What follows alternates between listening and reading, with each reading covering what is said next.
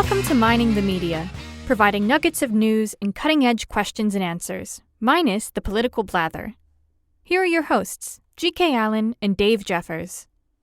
Welcome back, everybody, to Mining the Media. I'm Dave Jeffers, co-host and producer. That's G.K. Allen, the creator and co-host, and we are both very excited to bring back a very good friend, a former guest on GK's old show, The Right Balance, Lance Fairchok. He is an information operations specialist, an expert, a consultant, a teacher, and he's a media analyst. And we're so excited to have him. He's had many of articles published on Breitbart, American Thinker, Canada Free Press, and we go way back. And we're just really glad that we knew we needed to get him on the show because with everything that's going on in the media, GK and I talk all day long, text back and forth about the media and you know what we used to remember what the media was, and this is why we are mining the media, what we're doing. So we thought, well, man, if we really want to know what's happening in the media, then we need to get the media specialist that we both know. So Lance, thanks for coming on our show. We're excited to have you, buddy. My pleasure, Dave. It's a troubled world we live in. The media is, of course, in the forefront of those troubles, for good or ill. We see many of the narratives and memes that ideological organizations want to perpetrate and push into the American psyche, being carried by the media. Truth is not usually the consideration. This is a relevant and salient discussion. You know, it's a funny thing. For years, people have said that the mainstream media is biased. And if you go back into time, you can actually find some degree of objective reporting on a regular basis.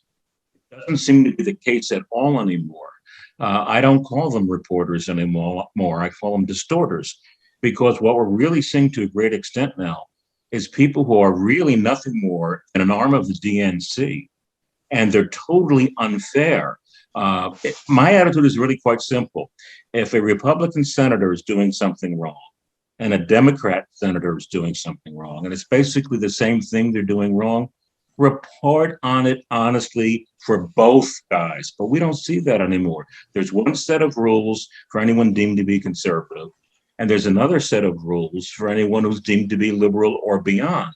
And I think it's a very, very dangerous thing. But Lance, part of the problem is, and I don't think talk shows bring this up enough, frankly, part of the problem is a large percentage of the public is too lazy to find out the truth.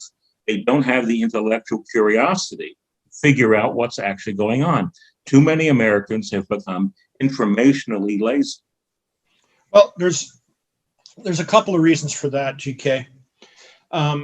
Much of this goes back to the alteration of our culture from this postmodern deconstructionist philosophies that have permeated our academia. The press has never been honest, truthfully, in history. I mean, think back to the yellow journalism days and the Spanish-American War. But there was a level of integrity that amongst their peers, they were judged by the accuracy of their reporting. But regardless, the Russians were able to manipulate the U.S. media during World War II and the years after quite effectively. If you think of the Venona papers, where agents of influence from the Kremlin literally permeated the media in the United States. I.F. Stone is a classic example, and there are many others.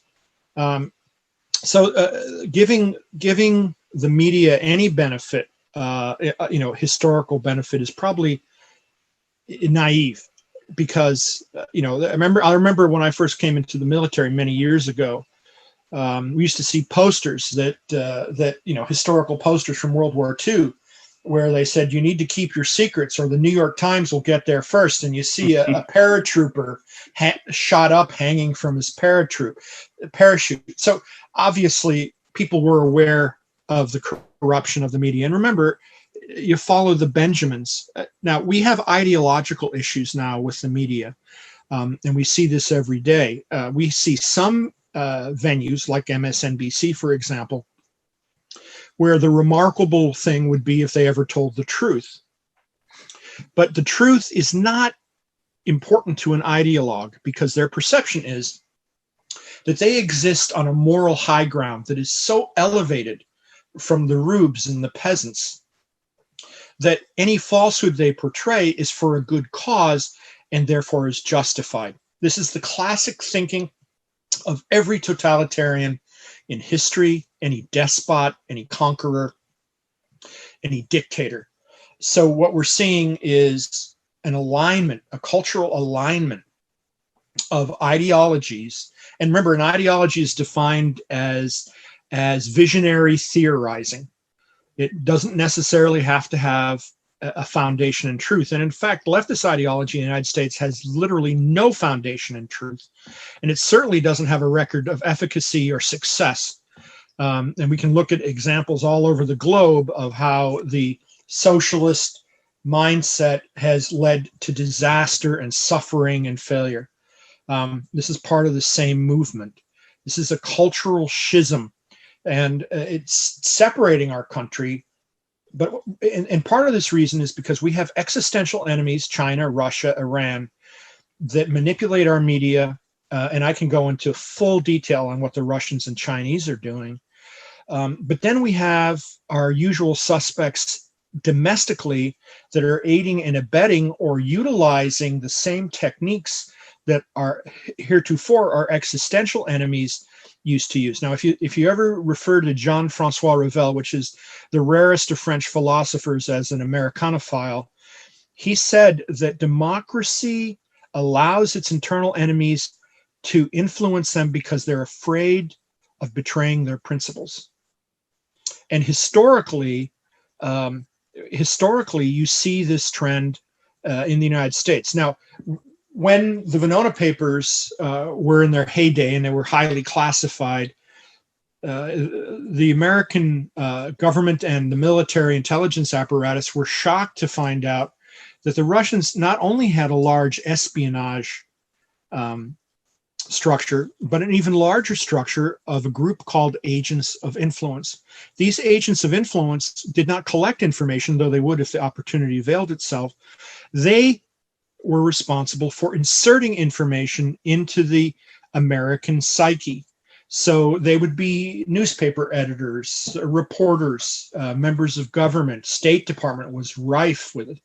FDR's private secretary, Harry Hopkins, was an agent of influence that worked directly for the Kremlin, and on and on and on. In fact, if you go to the CIA site, you can, and you put in Venona, you can actually see a list of some of the people who were on the payroll of the Russians.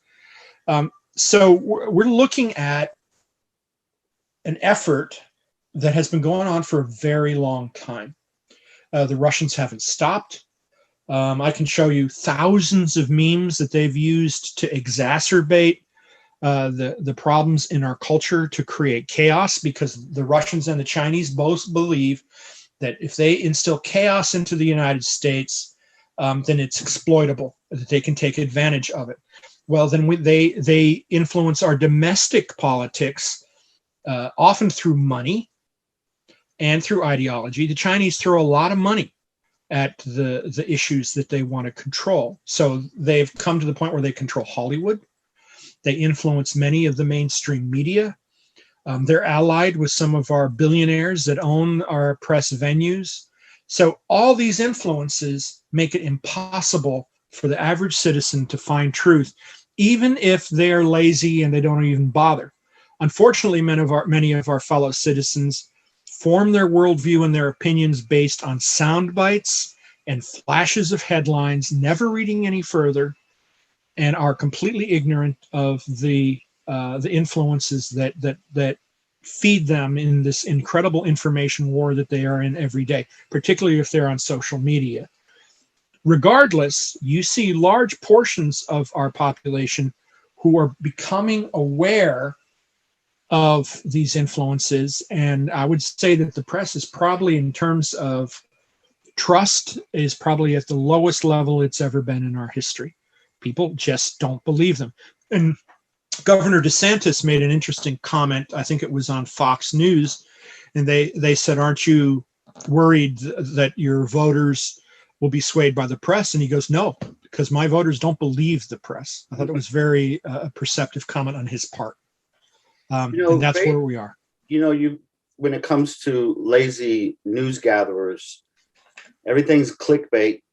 We want infotainment. We want our presuppositions to be. We want our biases reinforced. That's the word I'm looking for. Reinforced. Yeah. And most Americans now, their newspaper is Facebook. That's the newspaper. I know for a fact, and I do it. I use Twitter as an AP wire because that's where most of your breaking news, good or bad, is happening. But because of social media is no more corrupt than television. The people who use it are what are corrupt. Platforms aren't corrupt; they get corrupted by the people who use them or who own them. So that's okay. So my question is, and I know GK has another one. What do we do? What do we do now, Lance? Well, this is something that occupies much of my waking moments. I think the most important thing is to push back. When I say push back, I mean to not buy in to the propaganda. My wife and I pulled ourselves off all social media, pulled ourselves off Amazon, Facebook, Twitter. We'll only use venues that are secure and aren't influenced by these ideological fanatics. And that being said, we have to accept the fact that cuts out a lot of things that we used to like. I mean, the Amazon Prime free books. I mean, I would be reading 10, 12 books a month. I love that, but can't do it anymore because we don't want to support them. We don't even use Walmart. And our philosophy is go woke, get broke. So if we avail ourselves of using the exit door, this will make a difference. Americans need to understand that the pocketbook will overcome ideology, particularly for a business. It will overcome ideology when they realize they're going to lose market share. And then all of a sudden, it's not so important to them to put the trans whatever flag up there and try to appease the people that are burning down stores and towns. So it really is the economy stupid. Well, it is to a point. Remember, fanatics don't really care about profit. So who are the people that are so fanatical in their ideology that they don't care if they lose market share? We need to identify them and put even more pressure, cultural pressure on them.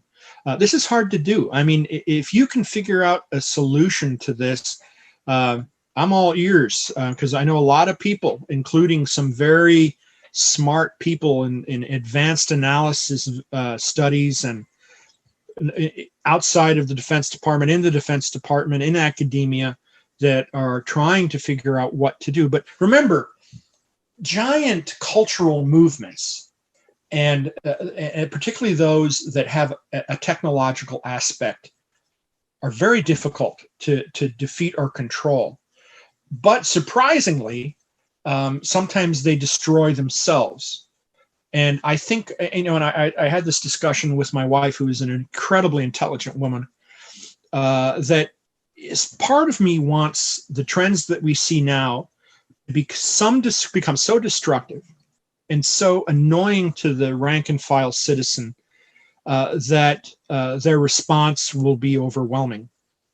Because the Democrats have been cheating for a very long time, the left for a very long time.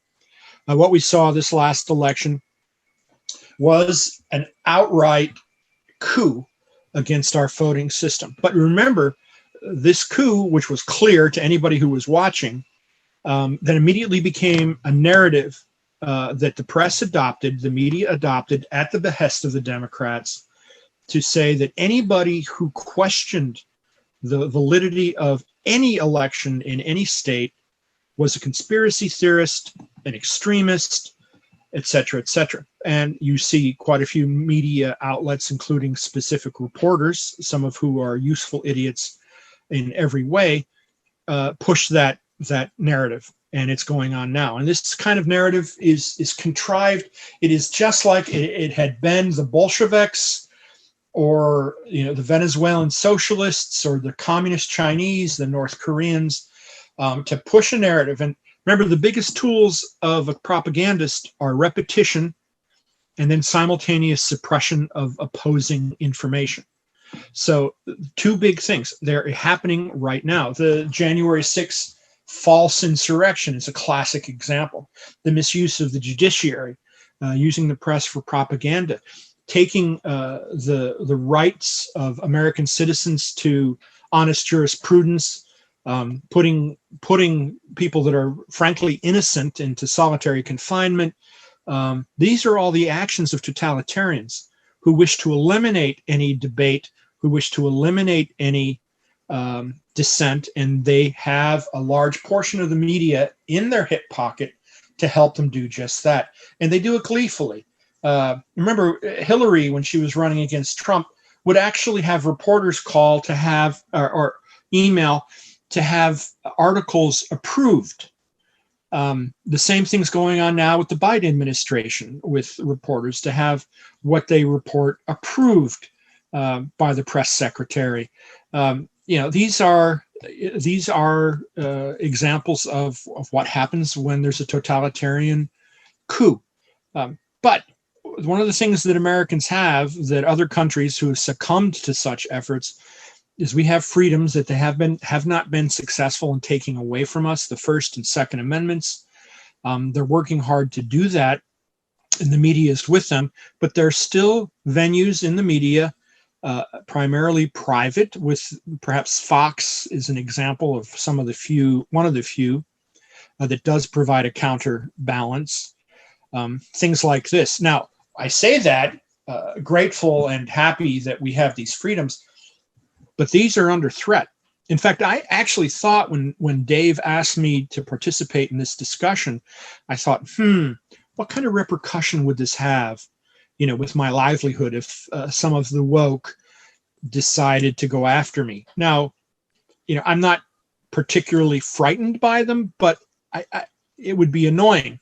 And every day I see stories of sabotage efforts enabled by the media or instigated by the media to stop opposing views and to suppress counter-narrative information. So we live in troubled times. Lance, that's an amazing point you just made. GK, when did the right balance end? What year was that? January 2009. 2009. Now, yeah. Then after that, I co-hosted a show on a station in New York City. Right, but I remember, and we're talking 12 years ago. Both Lance and I were guests. I was a regular guest on your show. Lance was on there a couple of times, if not 3 times. I remember. We never even considered that. As far as if we go on this show, I mean, it was the right balance. You were fair. You did a show with similar to what we're trying to do, but neither one of us ever thought, wow, could my livelihood be affected if I say something on this show? It was inconceivable at the time. It was. Plus the fact that the show had a lot of Democrats on it too. One of my favorite guests was Mayor Ed Cox, New York City. Right, but the point, what I'm saying is, and I went on a number of shows. When I wrote Understanding Evangelicals, and I went on shows all across the country, Detroit, West Virginia. I forget. I was probably on 7 or 8 different radio stations across the country. Never once did it enter my mind whether I was going to espouse strong conservative beliefs or strong biblical beliefs, that my livelihood could possibly be maybe not at risk, but I might, as Lance would say, it could be an annoyance. And like you said, Lance, it was inconceivable. But now this is part of the equation. You can't. I mean, I don't think we need to live in fear, but don't be a fool. Fools rush in. When we need to be prudent in these times. Yeah, but there's another thing we've got to talk about, Dave. Dave, you heard me say it for years. And I'm very serious when I say this. I know this from firsthand experience, and I'm not going to go into why. But a lot of the fat cat Republicans and conservatives out there cheat. And they'll pat you on the back and they'll give you that a boy, you do a great job. When it's time to open their wallets to counter the multimillionaires of the left as it relates to the media, then all of a sudden malls fly out of their wallet. Let me They tell you do a something. very good job. They're kind of like the battered wife who calls the cops. My husband's beating me up. The cops arrive. Don't take away my man. The fact is that the conservative fat cats, for the most part, are cheap. I think I can share this because he shared it on his pay site. Well, so maybe I am betraying the confidence, but I'm going to do it anyway. Steve Deace just wrote the #1 best-selling book in America, Fauci and Bargain. It's phenomenal. I mean, if you want anything to understand about Fauci and all the questions and what he said and what he didn't say, that's the book. Well, he's on Blaze. Yeah, he's on Blaze TV. His boss, the main guy, called him up and said he was despondent because other than Tucker Carlson and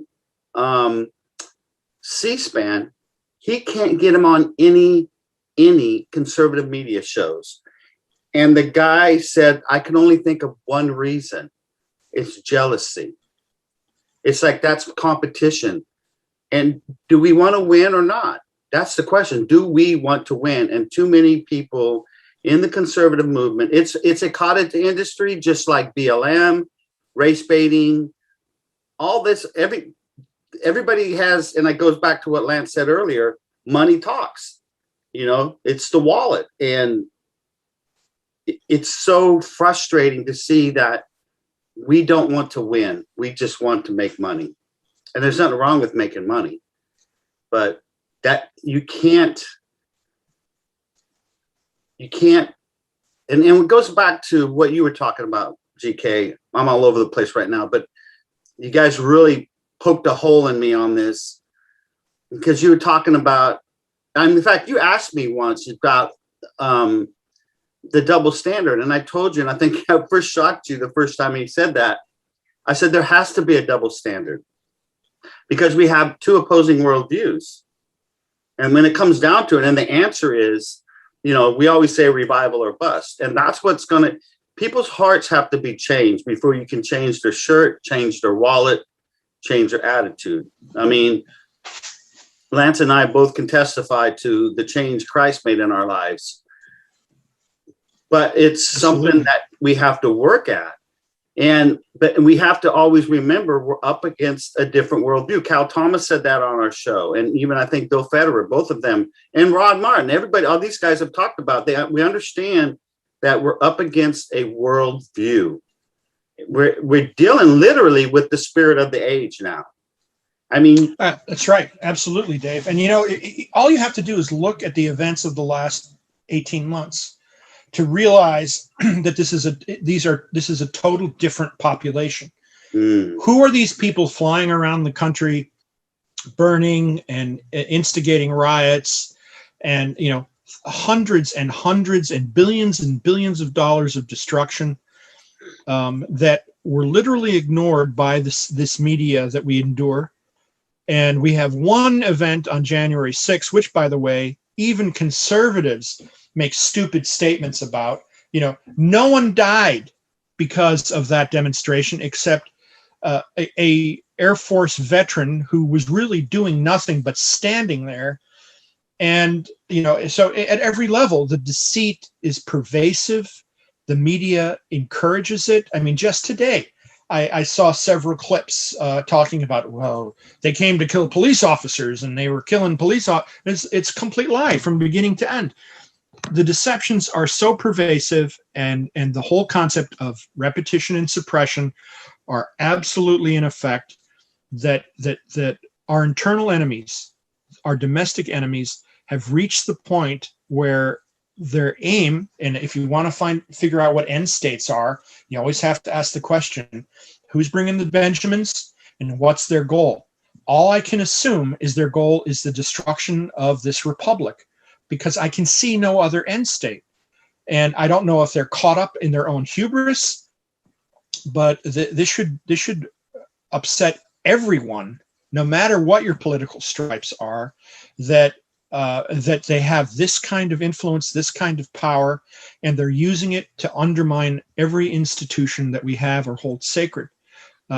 So in the media, to stay on point, is enabling that, is allied in that effort, and is perpetrating all the deceits that they can dream up. And by the way, these people, if all you have to do is go on their social media and listen to them brag about their deceits.